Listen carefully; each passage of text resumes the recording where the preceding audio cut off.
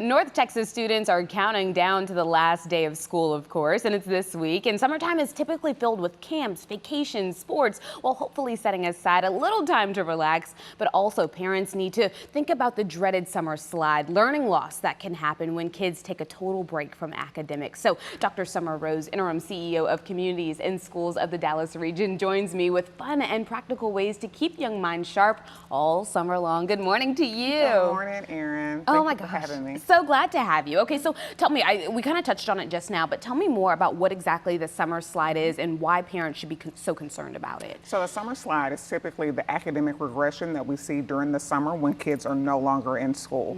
Parents should be concerned because, as you can imagine, coming back to school, delayed and behind, couple of months, and this is across subject areas, then the teachers have to spend the first couple of months getting kids caught up before they can start teaching the content that they should be teaching. So we have some concern around achievement gaps being a thing for our students when we have this learning loss that occurs over the summer months. Okay, so basically it sets everything back for the teacher, their learning plan, their lesson plan that they have ready to go. It kind of gets put off onto the back burner to make sure that they understand. Now, tell me maybe what are some simple ways to incorporate education every day at home? So our parents tend to think for the summertime they've got to get kids involved in some kind of strenuous, rigorous, educational learning opportunity or a camp. While that's an option, we also want parents to know that there are fun and easy ways for them to incorporate learning in their daily lives. So first thing is to consider starting with their students having a reading habit, just a daily reading habit, 20 to 30 minutes. Now the kids are going to be like, what? I got to read?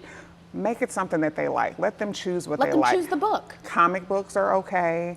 Graphic novels are okay. Those are the kind of things that parents are kind of like, that ain't a real book. It is. It is. And as long as it's got words. Exactly. It counts. So that's one of the things. Another thing that we can do is really making sure that we take every opportunity to infuse learning in our daily lives. So when we are cooking, involve your kids. They can read out the recipes to you. They can help you with the measurements, right? That's already some reading and math. When you're going to the grocery store, have those older kids practice budgeting, right? Have the little ones practice finding the things on the list, crossing them out, doing some identification of the vegetables and the fruits and things like that in the grocery store. So easy ways that don't necessarily feel like so much of a heavy lift. It doesn't feel like homework. Almost having them just be incorporated in the daily life of the home and finding little things, I guess, in your home where education can be applied. Like you said, even checking out at the grocery store, making sure that maybe they can count the change before you give it to the person that's working. I love that. Now tell me, how does Communities in Schools of the Dallas region help students prepare for the summer months before they get let out of school? So we start working with our students about what they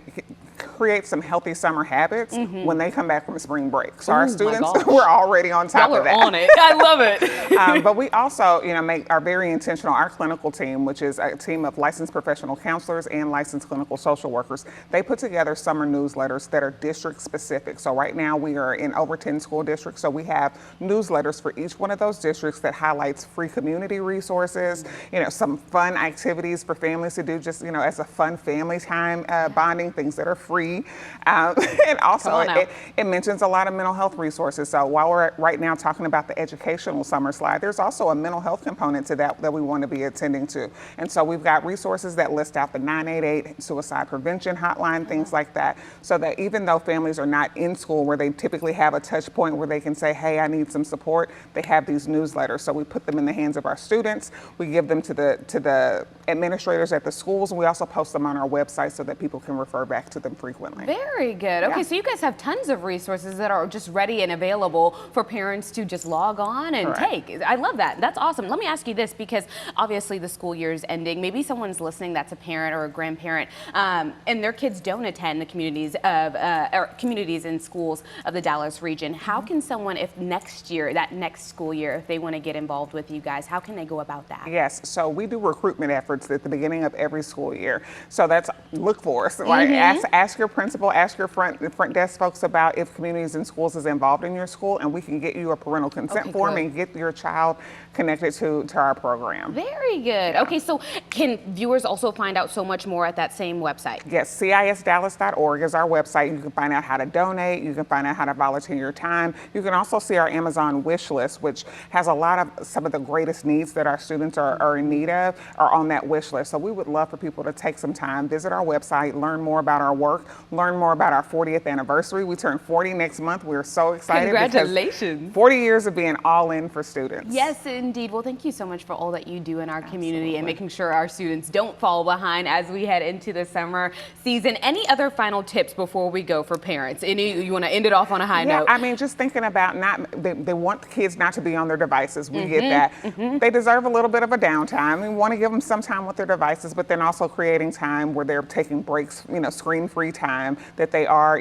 going outside, getting some fresh air, that parents are spending time checking in with their students. Again, that's kind of a touch point to be able to stay connected to their mental health as well. Yes, indeed. Basically, what I heard you say is get your kids involved in all of the decisions when it comes to the summertime. Absolutely. I love it. Thank you so much for being here. And before we go, you shared with me right before the show started, so I have to shout out her grandmother because she watches it every morning. So hi, Grandma! Oh, Thank you so much. I'm gold now.